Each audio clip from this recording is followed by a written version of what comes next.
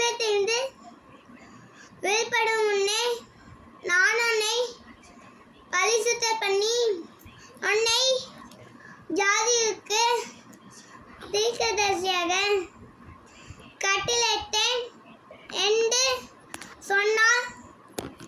எரேமியா 1:5. ஏசப்பா உங்களை தாயின் வயிற்றில் உருவாக்கும் முன்னே 5 காலு கருப்பையிலிருந்து வெளிப்படும் முன்னே ஏசப்பா உங்களை பரிசுத்தம் பண்ணியிருக்க, உங்களை